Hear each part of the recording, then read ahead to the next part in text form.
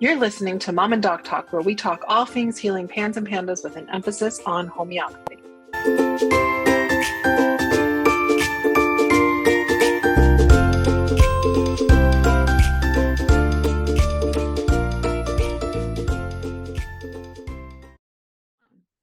Hi, I'm Jody, the mom. And I'm Dr. Bar, the doc, and this is Mom and Doc Talk, where we talk all things healing pans and pandas with a special emphasis on homeopathy. And today we're going to talk about a really important aspect of healing, which is one of those things that homeopathy isn't necessarily the best suited for. There are lots and lots of things that homeopathy can be really effective for, but there are some things that we really need some additional supports. And what we're going to do today is interview an expert in one of those areas.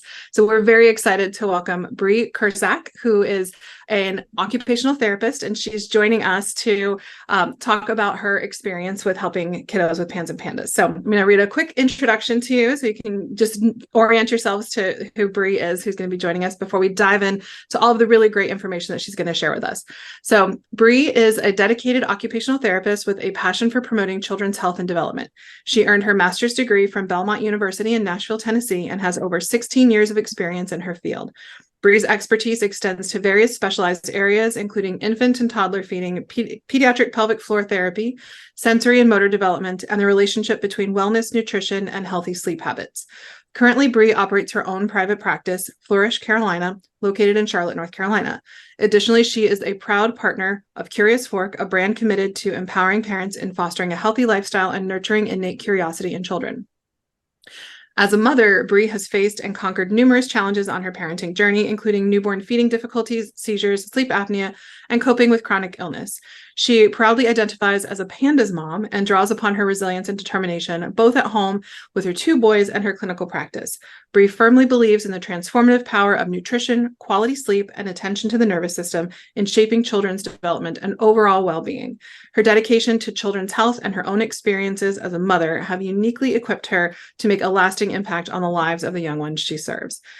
You know, Bri, as I'm just reading through this, I just have to tell everybody that the reason I met you, or I would have met you at MAPS conference, so the Medical Academy for Pediatric Special Needs, where you were presenting recently. And the reason I didn't actually get to meet you there is because my daughter had just had a tonsillectomy and adenoidectomy, and she wasn't really ready for me to be away yet. She'd had it a week before I would have had to leave for the conference. And so I was 1000% even more alert with the stuff that you were talking about, because I was just like, this is so relevant to the life that I've just had. Because you talked about oral restrictions. My daughter had one really bad oral restriction when she was born. I had to work with a lactation consultant to help with feeding issues when she was young. And then she was born with enlarged tonsils and adenoids. She snored in the hospital, like hours after she was born, she was snoring. So this is one of those things where, I have to bring this up because homeopathy can help with enlargement of tonsils and adenoids in some cases. My daughter's was a case it could not help with. She was born with it. It wasn't related to inflammation. It wasn't related to illness. She was just born with way too large tonsils and adenoids, 100% blockage. And so she would stop breathing in the middle of the night and everything. So as a mother, I was very excited to hear what you were talking about. And then as a PANS provider, I was extra excited to hear what you're talking about, because again, there are certain things that homeopathy can't help with, and a lot of the stuff you talked about fits into that category. So welcome. I'm so excited to have you here. Thank you. Thank you so much. So let's go ahead and get started. Tell us a little bit more about yourself, beyond what I just shared in your bio, and why you do what you do. Yeah. So I always kind of joke that I'm a professional why asker. My whole life, I've always, followed everything up with, but why? Why? And so I've been a therapist for over 16 years, and the majority of it, 14 of the 16 in pediatrics. And I knew once I went to OT school to become a pediatric provider, and, dabbled in the ICU and rehab and things like that, but knew once I got into peds, I was never leaving it. And I quickly just fell in love with the feeding side of things because, parents are doing this 3 to 6 times a day. And I realized, gosh, this is such a burden. This is so stressful when these kids are coming in with feeding struggles. It creates a damper on the whole family.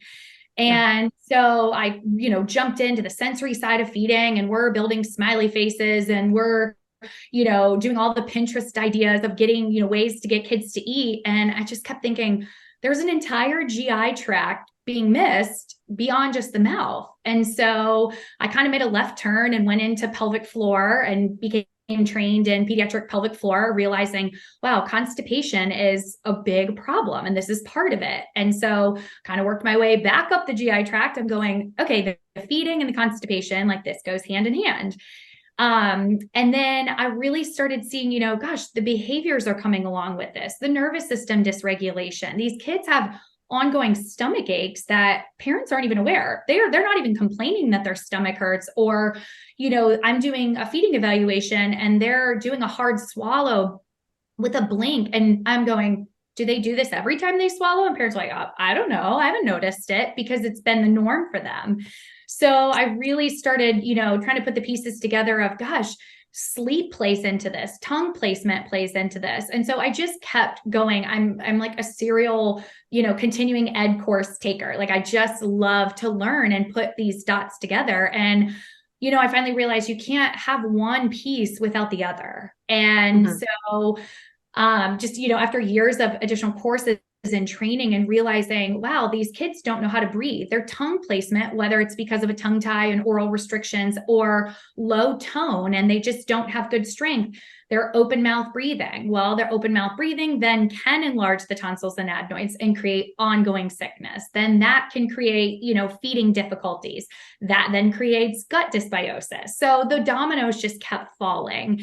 And I just, this longing to keep learning and putting dots together kind of landed me in an area that, other therapists are definitely merging into. But I love getting these hard cases where parents are saying, oh no, we've already done feeding therapy, or oh no, we've already done traditional OT. And I'm sitting here going, but the sensory work isn't working if we're not breathing. If we're not breathing correctly, we're not eating, pooping, and sleeping correctly. And then this cycle just continues.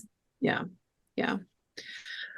Well, you taught recently at a conference, like I spoke about, where you and our paths would have crossed. We virtually crossed.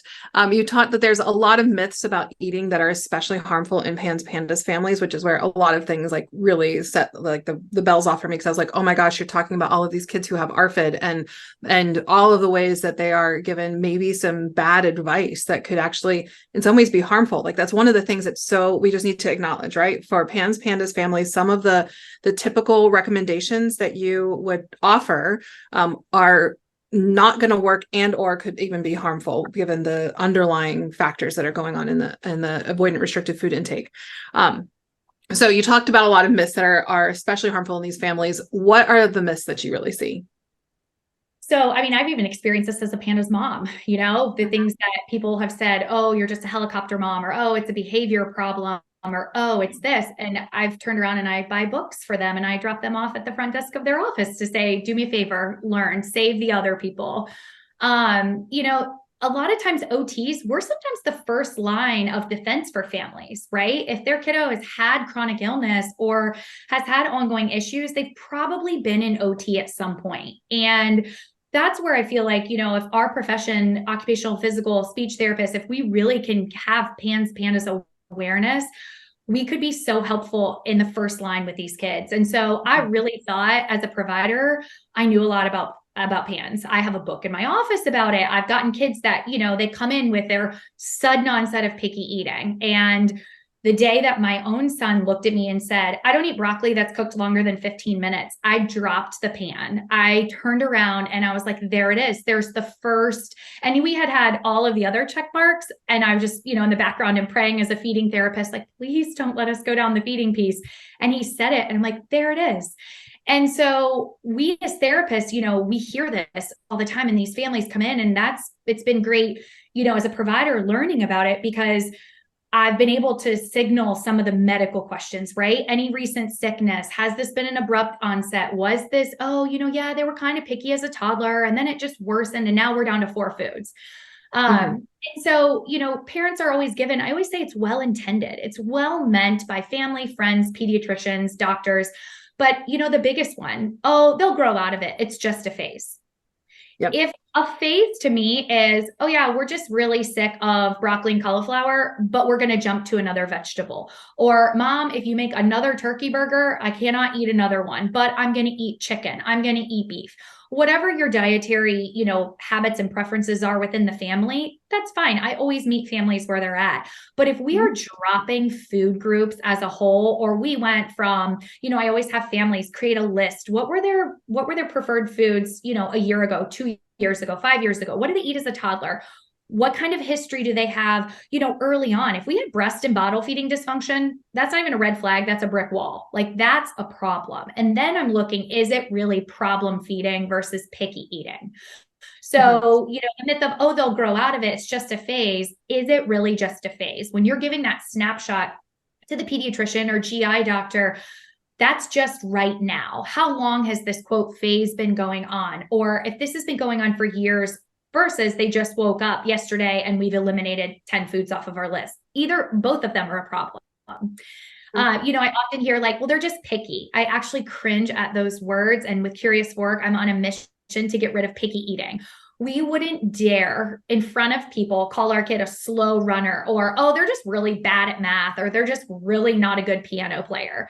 But for some reason, we're okay to say they're very picky. And I think it's so demeaning because it puts a behavioral context on that. Like, this child is choosing to be picky when no one's investigated what the problem is. So I always say it's unfair to call someone a picky eater until you've proven to me that they're not a problem feeder. And that problem could be in the mouth, in the belly. It could be a lot of things, but it's kind of my rule of my room. You can't call them a picky eater until we've proven otherwise. And then, a lot of doctors, I've heard, oh, well, they won't starve. They can go to bed hungry a time or two. That one, I had a family who proudly walked in. We didn't even make it a quarter of the way through my evaluation. I sent them as a direct admission. They were on day 6 of standing their ground. Their daughter was going to eat what they served, or she wasn't going to eat. She came in as gray as my clinic walls, and she was so dehydrated and so sick. And they're wonderful parents. They meant well, but it was their doctor's advice told them, you know what, serve her what your family is going to eat. And if she doesn't eat it, that's that. And I spent my time giving them some education on, at night, our body is healing. Our body is repairing. Our engine is resting. And if we are going to bed hungry, we are messing up not only our digestion, we're messing up our nervous system, being able to regulate and do the job that our body needs to do at night. And we're telling our body, just shut it off, ignore it, because we're not getting that need met. We wouldn't do that with anything else. We wouldn't stop bathing our child. We wouldn't stop any other ADL, but yet it becomes this power, this power struggle and this game. And so I really try, those are my 3 big myths right off the bat of, they'll grow out of it. Is it just a phase? They won't starve. And, they're just being picky. It's behavioral. And I really try to prove that. I mean, I always joke that I buy the good, expensive Kleenexes in the clinic because I oftentimes have parents that have no idea that their child's tonsils are huge. They have no idea that their kids' bowel movements are once every 5-7 days, because in these older kiddos, when you're not wiping their bottoms, you don't know what their bowel habits are like. They don't talk about it.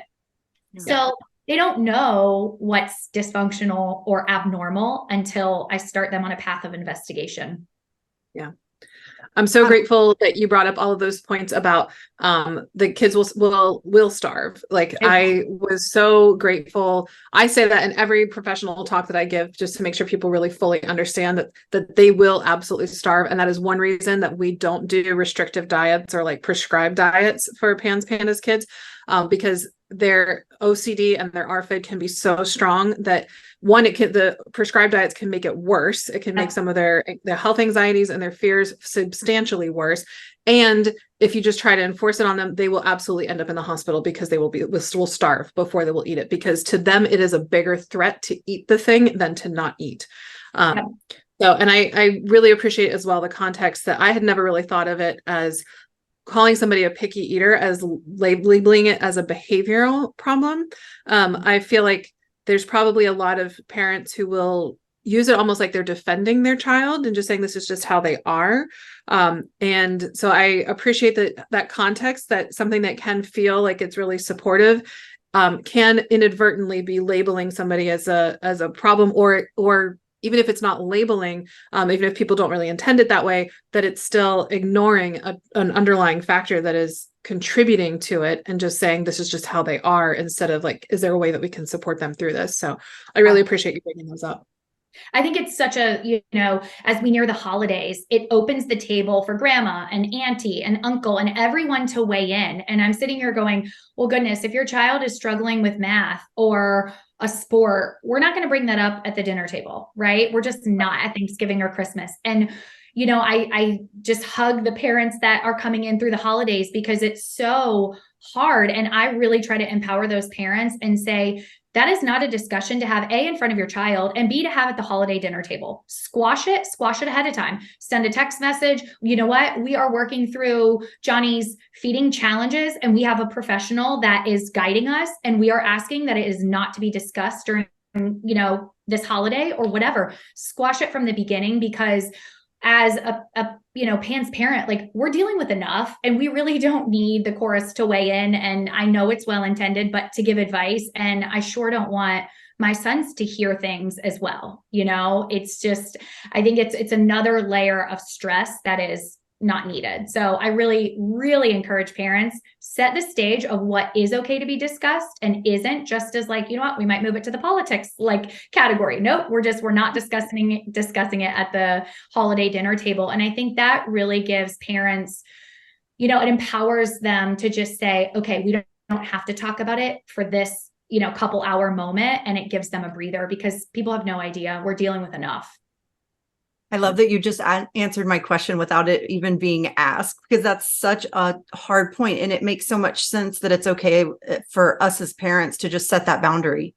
Yep. And just say, nope, like we don't have to discuss it. And man, it just, even hearing you say that, it feels like it takes stress away, right? Because I just don't have to. I don't have to go into all of the explaining. I just set that boundary and then we're done with it. Yeah. When my oldest was 3, we went to a birthday party and we were in the throes of dietary eliminations. We were down to under 20 tolerated foods without reactions. And I'll never forget, I carried in the dreaded polka dot backpack and I was just waiting. Like, I would sit there at these parties just waiting for someone to say something.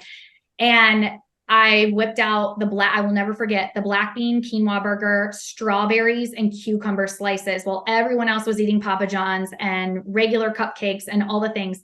And a mom looked at me and said, "Oh, you must be that mom."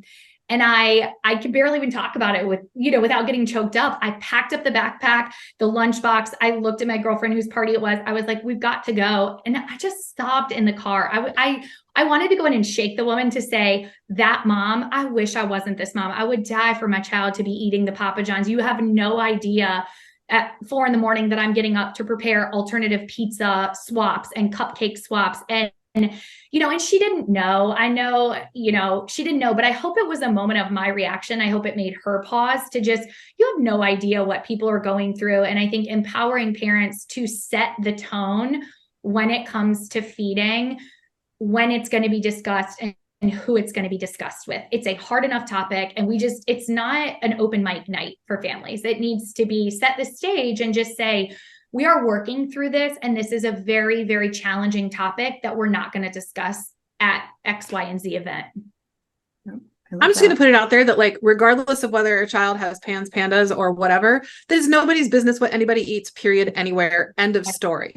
We need to stop being judgmental about what anybody chooses to put in their mouths or to feed their children. If we want to feed our children Cheetos and Papa John's every day, great. If we want to feed our children black bean veggie burgers and strawberries and cucumbers every day, great. It's nobody's business what anybody eats, period. And there's no reason to judge somebody for making choices for what works for their family too. So absolutely. I'm just gonna put it out there for anybody. We need to just let that go. Food is just food, and it's not something to judge people for. Right. Exactly. We're all doing the best that we can. Yeah, I wish the whole world would receive that, because I am one of those moms too that has had a child from birth that has had feeding issues, allergy issues, everything, with an extremely, extremely limited diet. And it feels so the judgment feels so heavy. And uncomfortable, and it's not just from strangers, it's from the people that are right next to us on a regular basis. So it's because they don't know that you're waking up, or that you're searching recipes and cookbooks and swaps. And I always say I'm tired because I'm forward thinking to prevent, or to pack and to plan, and what time do I need to wake up, and how many grocery stores do I need to go to, or this brand eliminated this favorite food, shoot, what are we going to do now? So it's heavy. That is why what really drove me into feeding is because the stress. I mean, before hopping on this call with you guys, I spent 90 minutes with a mom, a dad, and a grandma, going through their kiddo's current diet, and they're on all of these restrictions, and helping them expand and swap and add to, because they're so limited. And at the end, they were just like, oh my gosh, thank you. This gave us like 40 new things to try. So I love meeting families where they're at. And, when they ask like, oh, well, what do your kids eat? I'm like, leave my kids out of it. They're over here eating asparagus and, spinach salads. But we have our own set of challenges with food as well, right? I wish they could eat the Papa John's and the cupcake without a reaction. So I love to just meet families where they are, because I say to every one of them, I come in and I kind of crouch down and I'm like, you're here because you want help. You are not on the stand. This is not a courtroom. Please don't come in here feeling like ashamed or you're in trouble. I'm here to help you. Yeah. Beautiful. So as I shared, I learned so much from your presentation about all of the systemic impacts on eating. So like you talked about things from breathing dysfunction to sleep dysfunction, immature oral motor skills, pain, constipation, nutritional deficiency, sensory processing, and all the environmental, behavioral, and parental factors. So like a ton of things that you managed to cram into 45 minutes of a presentation. So I'm going to ask you, I'm going to challenge you to do what you can to replicate as much of that as possible, but for the perspective of PANDAS families. I would just love for you to share what you wish that all PANDAS parents knew about these things. And if you need me to remind you of any of the things that I listed out that I learned from you or that you talked about, let me know. I'm happy to jog your memory, because I know it can.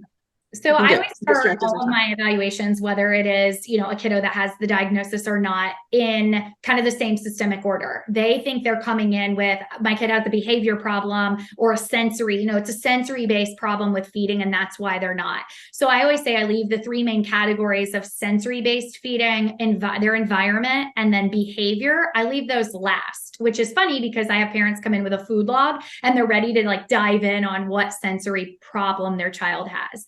I start at the beginning. So, kiddos with a PANS diagnosis, I'm still looking at, do they have an oral motor problem? Is their tongue able to move in all quadrants? The amount of miss or undiagnosed tongue ties and lip ties and cheek ties that I see, it's everywhere. I mean, the amount of babies that I'm seeing that are restricted, it's just doubling. And so I'm looking right off the bat, can they move their tongue to be able to touch their back molar? Can they clear food out of their cheek? Can they mobilize the food properly? If they can't, that's equating to you're running a marathon in high heels. You could probably still do it, but it's not the right equipment. So then, and once you add in like the PANDAS stuff too, it's just like, so the things that are potentially have been there since birth that they have been working through, your cup is full. You can't do it anymore. Yes. And so then you add in the OCD, then you add in the ARFID, you add in those pieces, and out of nowhere, we've shrunk down, and feeding has been, it could have always been maybe a problem or a topic of stress, right? In the chronic illness kiddos, 99% of the time it's a problem. And so then you add in the emotional, the psychological part of feeding, and it just implodes.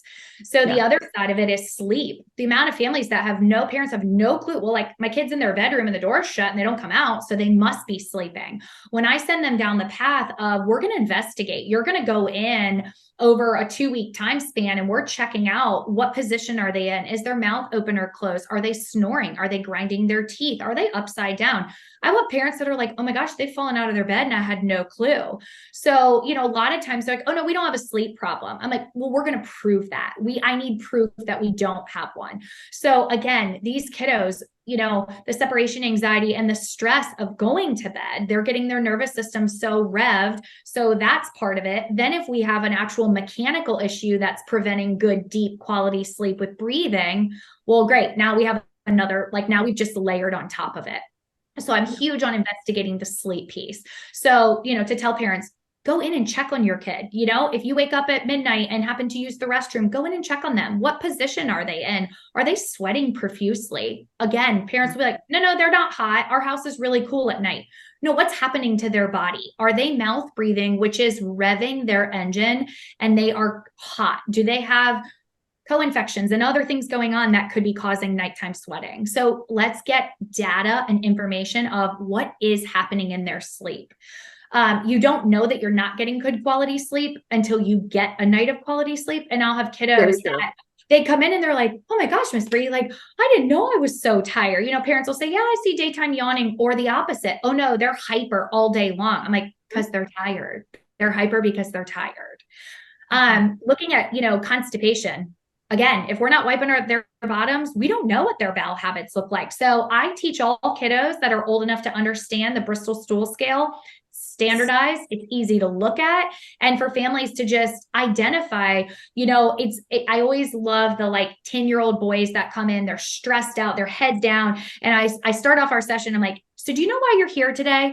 I don't know. My mom made me come. I have something about me, my eating. I said, well, guess what? We're going to talk about food, but first we're going to talk about poop.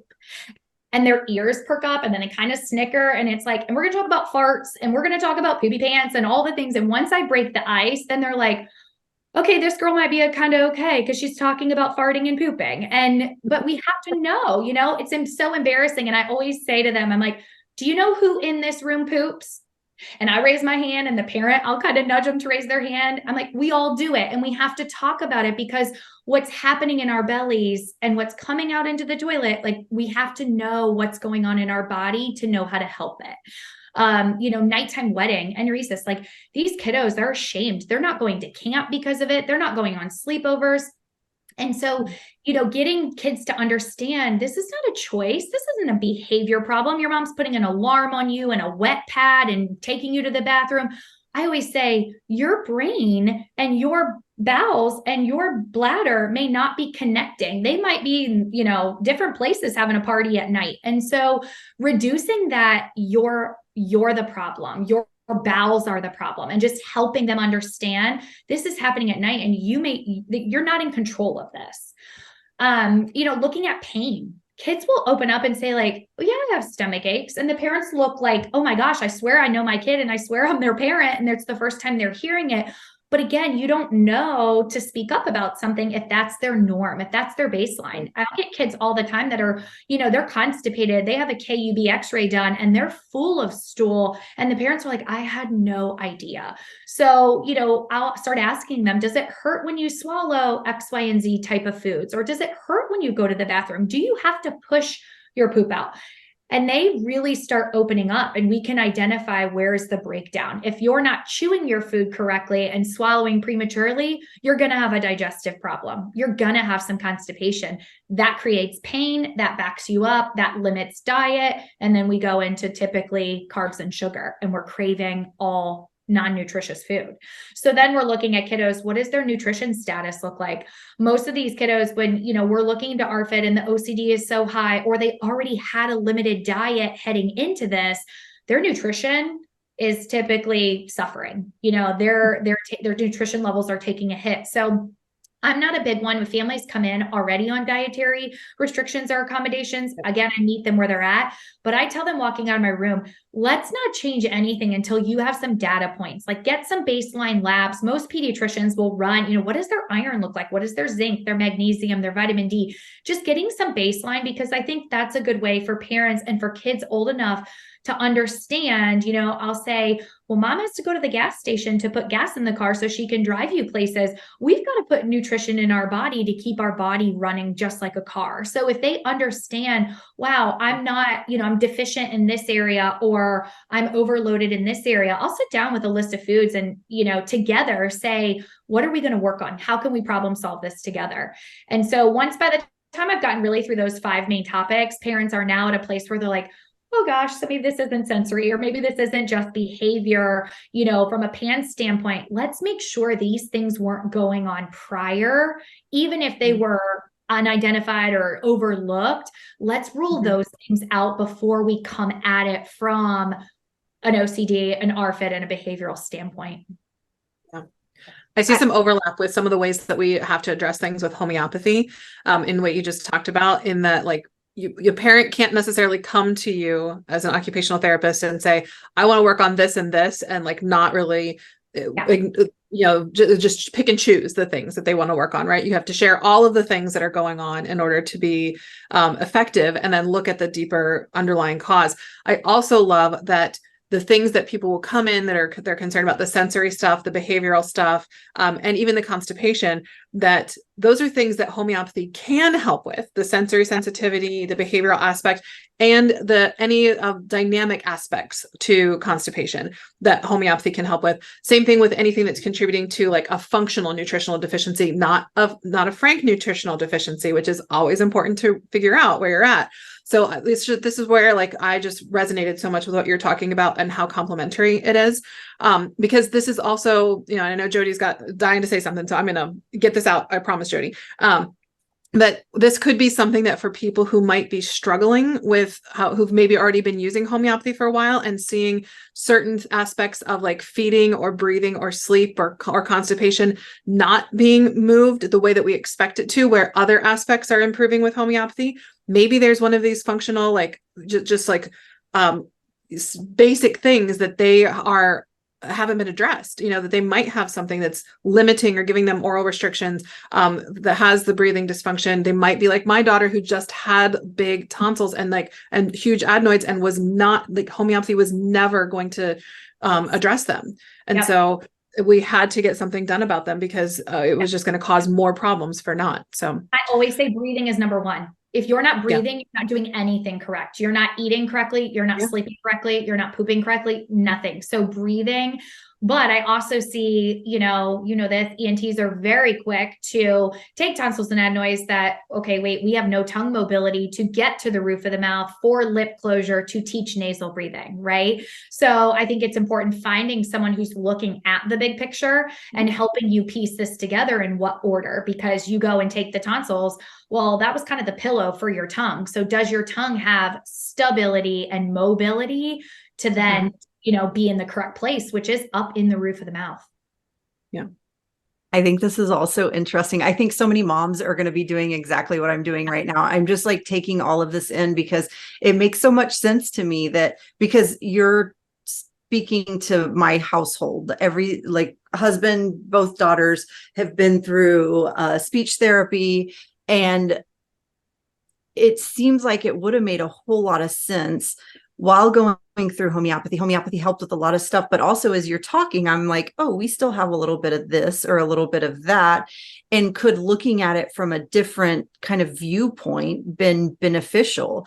And so joining these two things together, I would imagine would be so helpful, because there's things in my home that I'm thinking about now, that could it something be a nutritional deficiency? Could it be that we need to do more speech therapy to deal with the tongue movement issues that we had?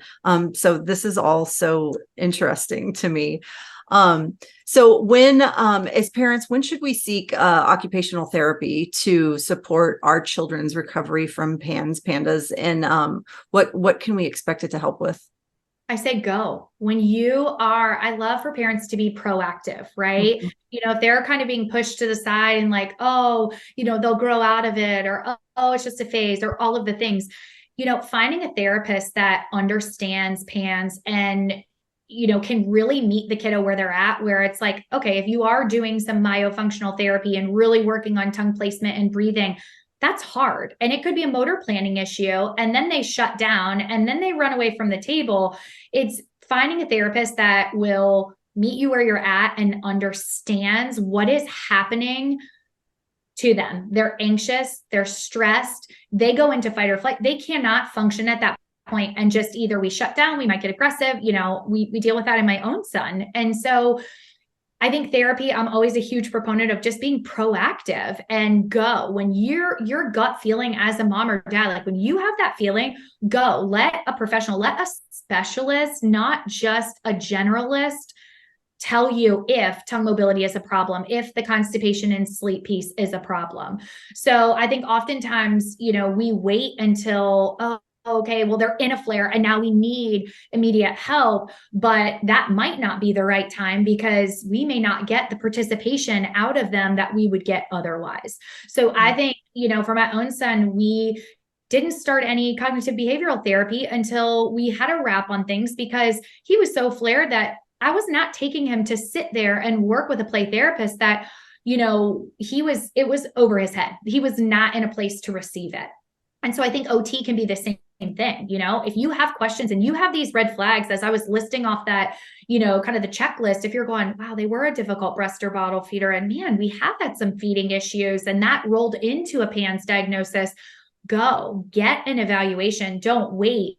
I also think it's completely appropriate. And I have kiddos on my caseload right now that, when they're flaring, we pause and they come back when we're in a good place. I had one today that was having a very hard morning and shows up. I see this guy in my home because he's much more comfortable and familiar with my house. And he shows up and mom's like, I dosed him before we got here and I don't know how this is going to go. And I said, we're going to roll with it. And he had a fantastic session. So I think understanding the diagnosis and meeting these kids, really any diagnosis. I tell parents, you're kind of coming in a manila envelope. You can tell me what you've been diagnosed with, but I'm looking on ways to help you as a whole family and help the child versus a specific label. Fantastic. So I'm curious if occupational therapy is something that will help kids with like their handwriting and other motor skill difficulties when they're in a flare. You sort of touched on not being able to receive it, but is there anything that it can help with when they're in a flare? I think too, looking at their history, right? Or these kiddos that have been, in years of therapy, then I say, if you have been in years and years of therapy and your goals just keep changing, are we getting to the root problem? I'm a big believer in, if we're going to therapy for sensory work and we go on Wednesdays at 3:00, that's like telling a diabetic, only take your insulin on Wednesdays at 3:00. Like, what are we doing to support their nervous system and their sensory systems outside? And going back to homeopathy from a susceptibility, standpoint and a chronic illness standpoint. So I think the terms, sensory processing disorder and fine motor delay, we throw those around as an OT because that's the core of our training. That's what we learn to do and to manage. So I go to, were these kiddos struggling before diagnosis or before being in a flare? Then absolutely. Knowing the services and the recommendations might need to change, right? We might have been working on handwriting and fine motor strength and coordination, but then I'm looking whole body. Do they have whole body coordination? Are they breathing correctly? What do their primitive reflexes look like? If those are off, we're going to have fine motor challenges. Then you add a flare in, we're really going to have them. So my thing of when, working with kiddos in a flare, I'm band-aiding. I'm giving them whatever they need in that moment to simplify and reduce stress. If writing, and my own son experienced that, where it was writing with math. So he would do math verbally, but the minute you asked him, and he knew the math, but to write it. And so, I really had to pull out my OT strategies, and I'm writing recommendations on popsicle sticks for communication and, apologies, but giving him the tools to say, when he's losing it in the classroom, he might not be able to take this popsicle. It's like he's going to snap it. And he did. But it's also what things will work in that moment. And that I think is forever changing. So empowering parents to find a therapist who gets it and is willing to ebb and flow. And when you're in a good place, great, you don't need them. There's too many harsh rules, in my opinion, of like starting therapy, ending therapy. I always say, come to me for multiple degrees. Great. We work on this task. There's your associates. You graduated. Okay. We have a new problem. And that might be days, months, or years, but really just meeting them in the needs. So I think it can be OT can be very beneficial in a flare if you have a therapist who understands and gets what's going to come along with that flare. Yeah. I think this is why, I feel like the providers that we're meeting that are not only recognizing PANDAS, and also using that knowledge in their practice. Like when I came across Dr. Barr, I was like, oh my gosh, like this is a unicorn. And it's kind of the same thing with you. It's like, there's people out there. And I think this is one thing that I'm so huge on advocating is I love the fact that you're here talking to us about this, because I can't help but think there are other occupational therapists that are going to hear this type stuff and be willing to receive information from you, as opposed to just hearing it from us parents. And this is how, like, over the years, we see this kind of getting a little bigger and a little bigger, and providers, because as you're talking about finding a provider in your area that's knowledgeable, that was one of our struggles, was the provider was not familiar with PANDS. And like, we got to the end of our prescribed sessions and she's like, okay, you're good. Like, nice knowing you. And that was it. And I thought that was okay. I thought that's where we ended and we were good.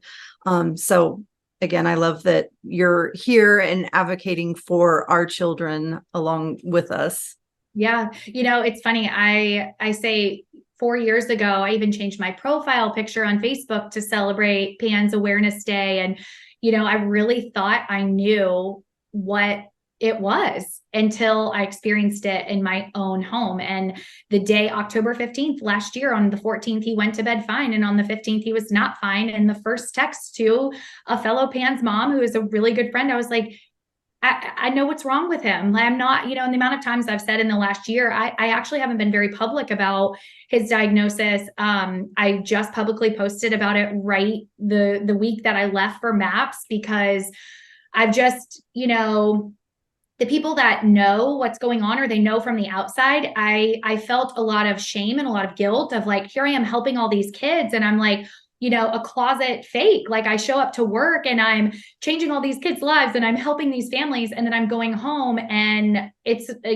nightmare, or I'm fielding a phone call and I'm in tears because the school is calling. And then I have to slide my clinic door open and here's parents sitting in the waiting room. And, as I started being more open about what was going on, I had a dad one day who was like, do you need a hug? And I said, yes, I do need a hug. I would love a hug. And he gave me a hug, and circle months later, they just called me within the last month. I was treating younger sister and older brother following strep.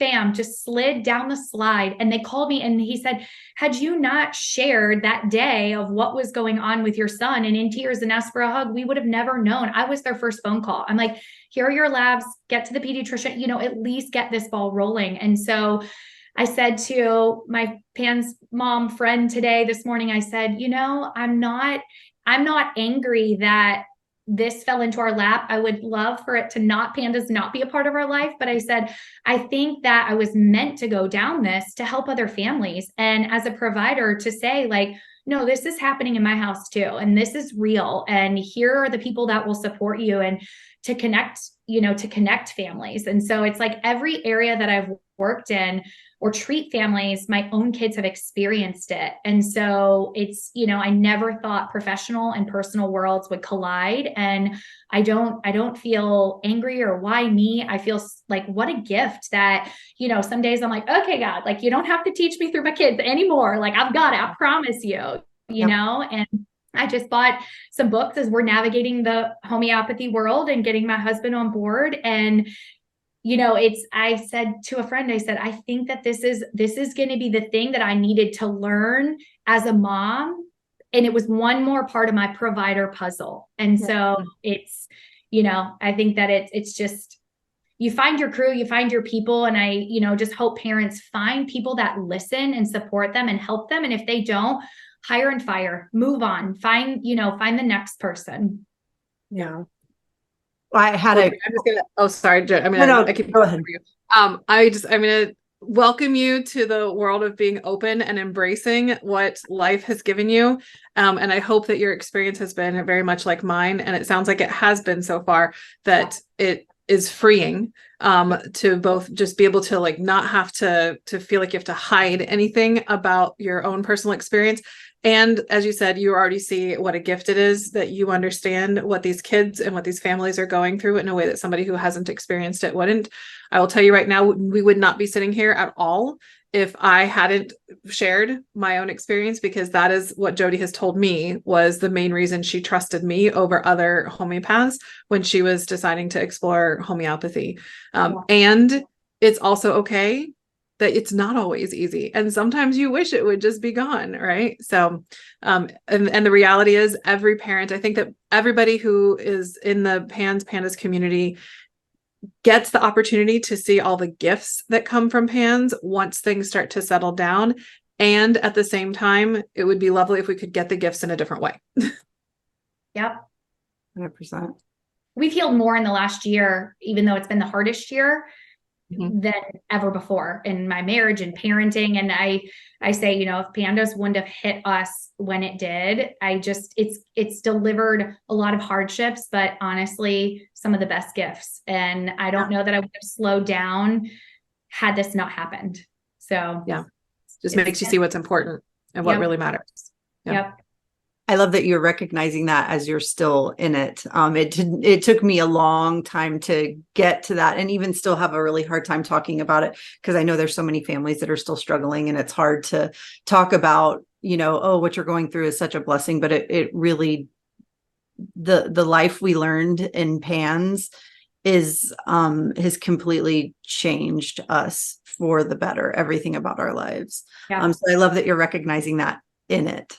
I almost feel too a little bit, maybe you guys feel this way, of guilt of nearing, you know, healing or being in a good place, and, you know, feeling a level of guilt. But I really, I've spent a lot of time reflecting on that and spinning it into showing families like, you can get there, you can go through this. And it's really hard. There were a lot of really hard days and nights, but you can get there, you can get to the other side. And it's finding what works for your family. And in that moment, it's so overwhelming. I say, you know, and I said at MAPS, like our journey into a PANDAS diagnosis, I literally felt like I was laying flagstone in a garden, like 8 years of chronic illness, mold toxicity, a Lyme diagnosis, all of the things that I sat at my kitchen island the next day, or the next week, that Friday, the 21st, going, I know what's wrong with my kid, and this is how we've gotten here. It was almost a light bulb moment for me of like, how did this actually not happen sooner? You know, or all the soft markers and all the things that, you know, we had seen that led us there. So, you know, getting parents to understand, like, it's scary, it's overwhelming, but find your people and find, you know, key players that will support you and help you unpack. I always say you don't come with this diagnosis with a piece of luggage. You came with like the store of luggage brands where you've got like all the bags to unpack, and find providers that are willing to help you through that, who believe you. And you don't, you know, the amount of times I've said, like, I'm not crazy, I'm not making this up. I can't even count them. It's been so many. So speaking of finding providers, are there places that people can find PANDAS literate occupational therapists, or are there special things that they should share with their occupational therapist to help them learn more, to become more PANDAS literate?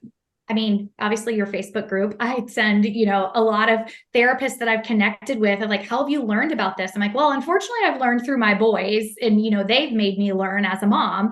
But really getting the therapist, you know, there are plenty of books out there now. There are plenty of things that therapists can read. I mean, my son's first grade teacher last year spent Christmas break reading Nancy O'Hara's book on PANDAS, Demystifying it. And like, she didn't have to do that. She wasn't paid to do that, but chose to do it, to learn about it. So I think, you know, if you find a therapist that's maybe they don't know about it or enough about it yet, give them resources that have helped you as a parent and encourage them to learn together. You know, there are plenty of Facebook groups. There are plenty. And even if it's their, you know, a provider that's not understanding of homeopathy, get on there and read. Other parents are posting things, and the amount of times that I spend at night scrolling and just reading and researching myself from a mom perspective has helped me professionally. So, you know, I think that it's something that I hope more therapists come around to. I used to teach at the collegiate level. I still go back and do a feeding lecture, and I share openly. This last year, I shared about Cohen's situation.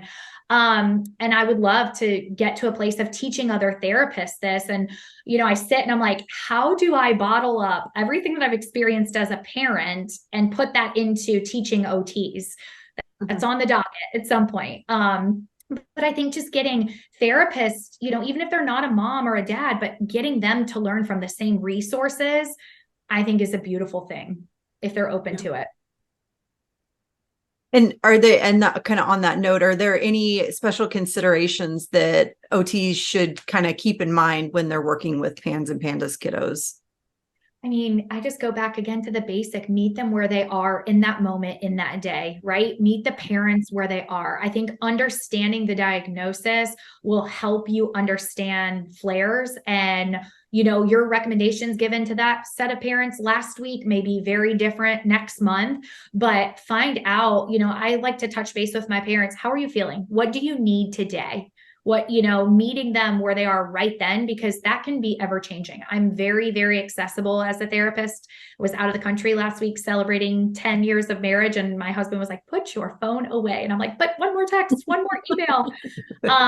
I'm walking through parents, I'm FaceTiming them from Mexico for a post-frenectomy, wound care assessment. So, just find your therapists that are willing to learn. I say, like, I've done this for 16 years, but I know nothing. I still learn every day, all day. So, if you find a good therapist that you connect with, give them the resources that have helped you as a parent. They'll be much better for it, and they'll help another family. I'm going to throw one more thing in there, and you can tell me if I'm wrong, because I'm obviously not an occupational therapist, but like I will say with psychotherapy, you can't out therapy inflammation. And so I think just remembering that there's an inflammatory component to it, that, and like we talked at the beginning, that you can have these things that are underlying functional problems or structural problems that need to be addressed that didn't really come to the forefront until the inflammation made it so that they couldn't work around the functional and structural problems. So just remember, you can't out therapy inflammation. And I'll get a kid at that when they come in for that. And we're in a flare, we're having a really off day, and mom's like, we should have canceled. And I thought about it. I'm like, no, I get him on the mat, I get him on the floor, and we'll just breathe. Like, most kids do not know how to breathe. And I think that is such a technique of just mindfulness and breathing that can really help them in all aspects. So taking it back to the basics, let's just be mindful of where is our body. I do a lot of like, how full or empty is your bucket? And if they need a hug or they need a squeeze, or what do they need? So connecting them with their own body, because, as a parent, on the parent side of it, we want to fix and do, but I need them to be connected with their own body. Yeah. And so getting both, the parents and the kiddo to calm down and to reconnect so they can identify what do they need in that moment. That was the biggest thing for me as a mom. I'm a fixer, and I've been disconnected from my boys because I've been their medical investigator. I've been trying to solve rashes and behaviors and sleep and problems for years. And I threw my hands in the air and said, I can't fix them. I might as well go fix myself and my own years of trauma and therapy and all the things. And that was the moment where I was like, holy crap, I'm not very available and I'm not very connected with them. And that was a very humbling moment. But I look at that now of, it was always just one more email, one more text, hold on a second. But really stopping and seeing what do you need in this moment from me? Because if I'm not available to give it, you're not going to ask for it. And do they even know how to ask? Yeah. I think I have one last question. I have one last question for you. I'm sorry, Jody, go ahead. I was just going to share that I think that's true for so many PANS moms, is that we are in this space where we're really investigating, reading, doing all of the things. And then all of a sudden we're like, whew, like, I am totally not there. So just, I would have said like, no, I'm a great mom and I'm so connected. And no, I wasn't, because I was always looking to fix the next thing, or prevent. And instead of just saying, okay, I can't, but I can be here and I can be present. And I think that's been the biggest repair for us, which honestly leaped us into a place of healing that, a year ago, I would have been ashamed and angry. Like, how dare you say that? And now I've seen it across our whole family. It's been a beautiful thing. Nice. So I have one last question that I'm hoping is going to be an easy answer. And if it is not, then I'm going to invite you back, because I know that we're out of time. I'll invite you back to talk about this if it's not an easy answer. So there's a lot of overlap, as I'm sure you're aware, between autism spectrum disorder, PANS, PANDAS. There are people who are diagnosed with ASD who actually have PANS. There are people who have PANS and ASD. And so I'm curious if there's really any difference with working with the kids when they have ASD versus PANS, or if they have both ASD and PANS, or if it's really just if the fundamentals are the same no matter who it is, and it's just about meeting them where they're at.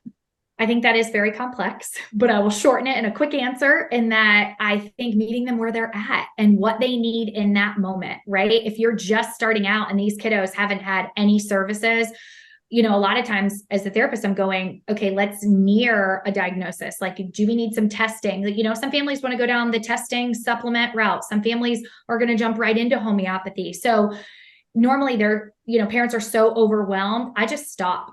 No matter the diagnosis, what is the priority? What is it that your kid does not sleep and they are up all night long? Then we need to go and figure out the sleep piece, right? Well, that's complex because that may not be breathing.